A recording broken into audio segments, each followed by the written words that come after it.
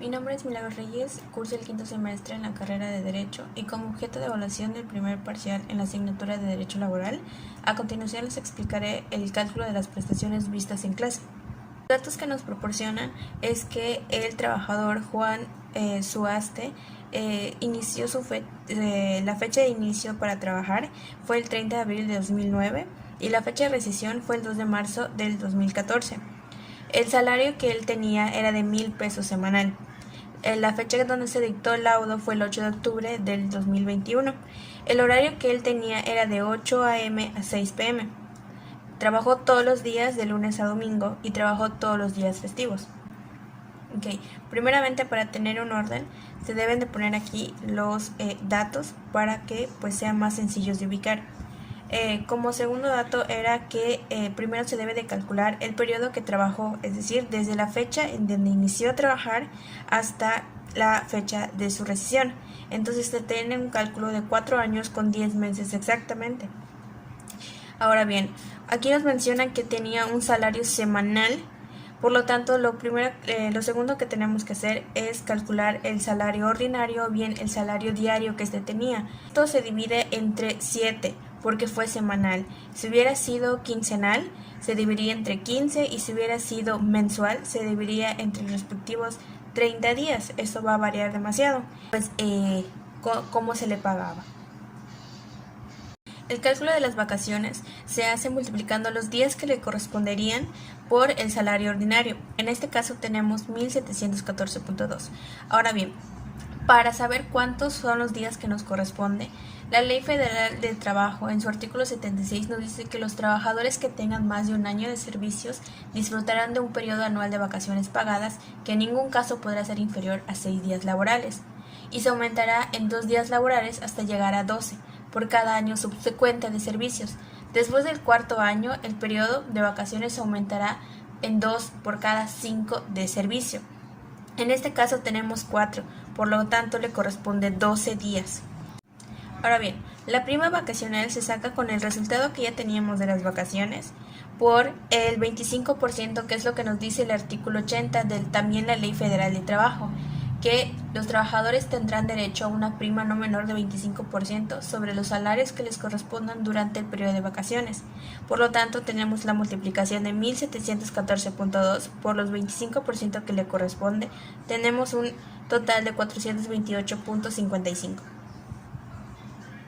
Para sacar la parte proporcional de las vacaciones es similar al cómo se calcula las vacaciones, solo que esta vez tendremos que tomar en cuenta el periodo del último año, es decir, los 10 meses que ya teníamos contemplado, que se cuenta como un año más. En este caso vendría siendo los 5, que se les sumarían los 2 que dice el artículo 76.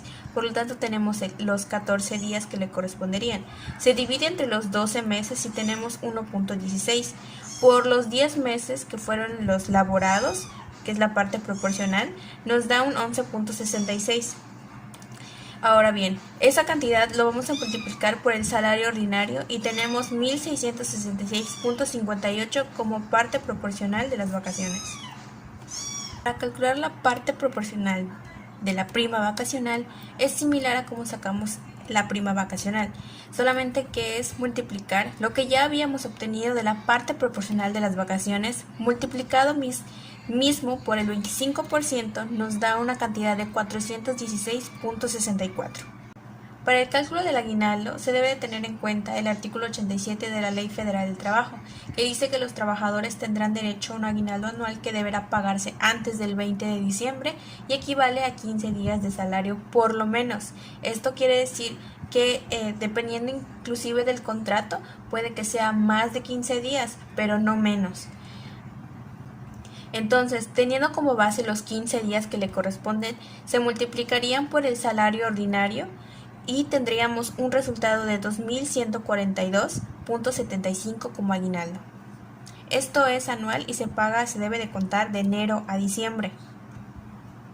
Para la parte proporcional del aguinaldo es muy similar a cómo sacamos la parte proporcional tanto de vacaciones y también como el aguinaldo. Esto quiere decir que los 15 días lo vamos a dividir entre los 12, que es del año. Nos da 1.25. Lo vamos a multiplicar por los meses laborados, que es la parte proporcional, que en este caso son 10, nos daría 12.5. 12.5 lo multiplicamos por el salario ordinario y tendríamos una cantidad de 1785.62. Los días festivos o bien los días de descanso obligatorios, según el artículo 73 de la misma ley, dice que los trabajadores no están obligados a prestar servicios en sus días de descanso. Si se quebranta esta disposición, el patrón pagará al trabajador, independientemente del salario que le corresponda por el descanso, un salario doble por el servicio prestado. Y más abajo tenemos el artículo 74 que nos dice cuáles son los días de descanso obligatorio. En este caso tenemos un aproximado de 7 días. Ahora bien, se debe de contar del penúltimo y del último día. Un año es equivalente a 7 días de descanso obligatorio. Y dentro de los 10 que ya teníamos, entonces se tiene que elaboró 6. Por lo tanto, hacen una suma de 13. Ahora bien, tenemos que el salario ordinario se va a multiplicar por 2 porque, como dijimos anteriormente, se pagan el doble. Tenemos una cantidad de 285.7. 285.7 se multiplica por 13 porque, como mencioné anteriormente, 7 del penúltimo año y los 6 que elaboró en los 10 meses que le faltaban cuando terminó la relación de trabajo. Se multiplican ambos y se tiene una cantidad de 3.714.1. Los séptimos días, al igual que los días festivos, se pagan al doble. Esto es similar a lo anterior. Tenemos que el salario ordinario se multiplica por 2 porque se paga al doble. Tenemos la misma cantidad anterior, solo que en esta se deben de calcular las semanas que se elaboró del penúltimo año y del último año, que vendrían siendo los 10 meses. Tenemos que en un año se tienen 52 y en los 10 meses se tienen 43 semanas. Se suman ambos y nos dan una cantidad de 95. Ahora bien, lo anterior a esto de 285.7 se multiplica por las semanas laboradas en su totalidad, que son 95, nos da un total de 27.141.5. La prima dominical. En el artículo 71 de la Ley Federal del Trabajo dice que en los reglamentos de esta ley se procurará que el día de descanso semanal sea el domingo y que los trabajadores que presten servicio en día domingo tendrán derecho a una prima adicional de un 25%, por lo menos, sobre el salario de los días ordinarios del trabajo. Se calcula de esta manera. Es el salario ordinario por las 95 que habíamos calculado, que eran las semanas trabajadas del penúltimo y último año. Tendremos una cantidad de 13.570.75 y, como dice el párrafo segundo del artículo 71, que es por un 25%, esa cantidad se multiplica por los 25% y tenemos una cantidad de 3.392.68. La indemnización constitucional es un concepto que se le da a los trabajadores ante un despido injustificado y el monto de esta indemnización equivale a 3 meses del salario de la persona despedida. 3 meses es equivalente a 90 días aproximadamente. Entonces es una simple multiplicación de los 3 meses equivalentes a 90 por la multiplicación de su salario ordinario. Tenemos una cantidad de 12.856.5. Los salarios caídos son pagos que hace el patrón al trabajador cuando pierde un juicio por despido injustificado y este dinero se convierte en una indemnización por el tiempo que se prolongó el proceso y tiene como un máximo, o sea, un tope de un año, es decir, de 365 días aproximadamente.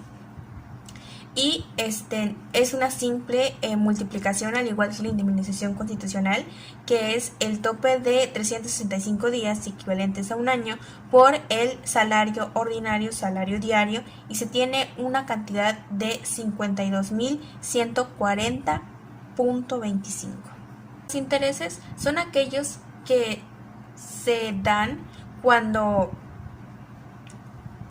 el juicio del trabajador no se resuelve o sobrepasa el año. Entonces, a partir de que ya pasó ese año y no se ha resuelto el juicio, se empiezan a generar intereses, y es que el patrón pagará intereses sobre el importe de aproximadamente 15 meses de salario a razón del 2% mensual.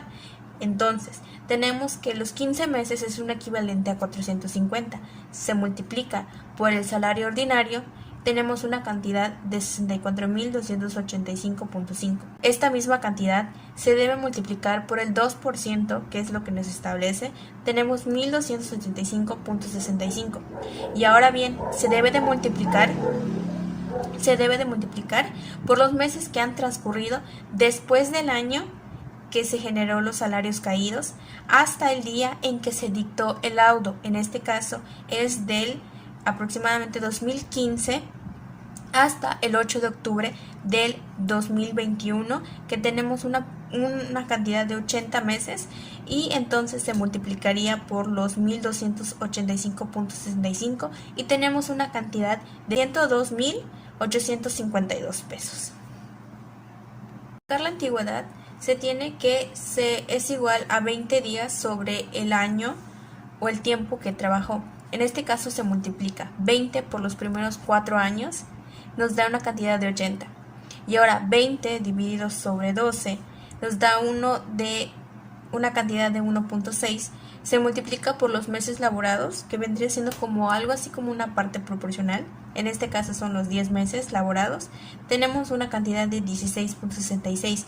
Ambos se multiplican y tenemos otra cantidad de 96.66. Esto se debe de multiplicar por el salario ordinario y tenemos una cantidad de 13.808.83 pesos. En la antigüedad, tomando como referencia el artículo 62 de la Ley Federal del Trabajo, en la fracción primera dice que consiste en el importe de 12 días de salario por cada año de servicios. Antes de sacar esto, tenemos que tener en cuenta el salario mínimo que se tenía en el momento de su despido, en este caso, de su despido o pues de su renuncia. En este caso, fue en el 2014. El salario mínimo en ese año era de 67.29. También nos dice que no debe de exceder esta cantidad de 2 salarios mínimos.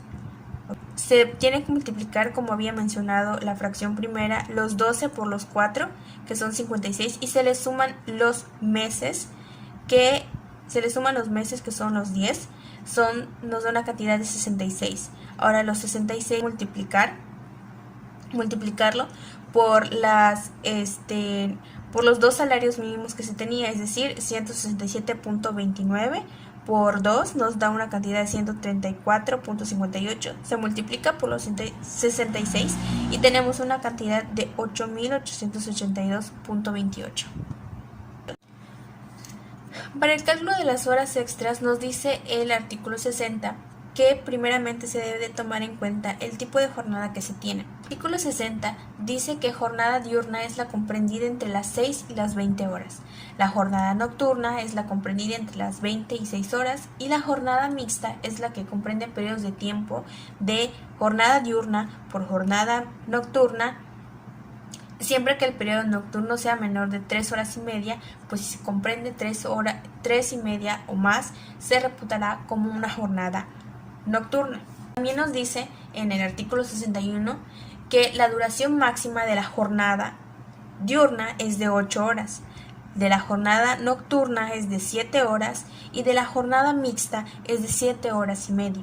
Ahora bien, también tenemos que tener en cuenta el horario que él tenía, que nos daban en los datos del inicio, que el horario del señor Suaste era de 8 a.m. a 6 p.m. El señor Suaste hacía una cantidad de 10 horas, por lo tanto, dejamos aquí, vendría siendo su jornada una diurna. Él hacía 10 horas al día, por lo tanto tenía 2 horas extra.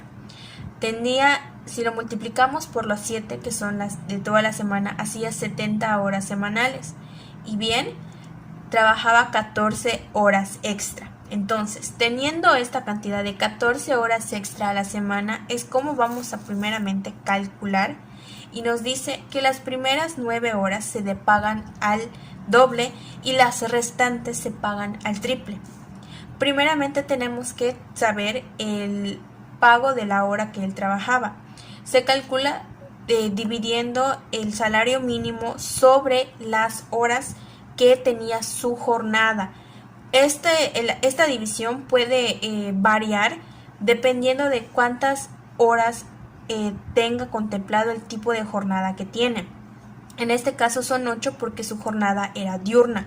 Entonces, al dividir tenemos una cantidad de 17.85 y como mencionábamos al inicio, que se pagaban al doble, se multiplican por 2, tenemos la cantidad de 35.7, se multiplican por las primeras 9 y se deben multiplicar también por las semanas laboradas del penúltimo y último año que ya habíamos sacado con anterioridad y tenemos una cantidad de 30.523.5 pesos. Para el cálculo de las restantes es el mismo procedimiento del inicio, solo que se debe de multiplicar por 3 porque como ya habíamos dicho, las restantes se pagan al triple.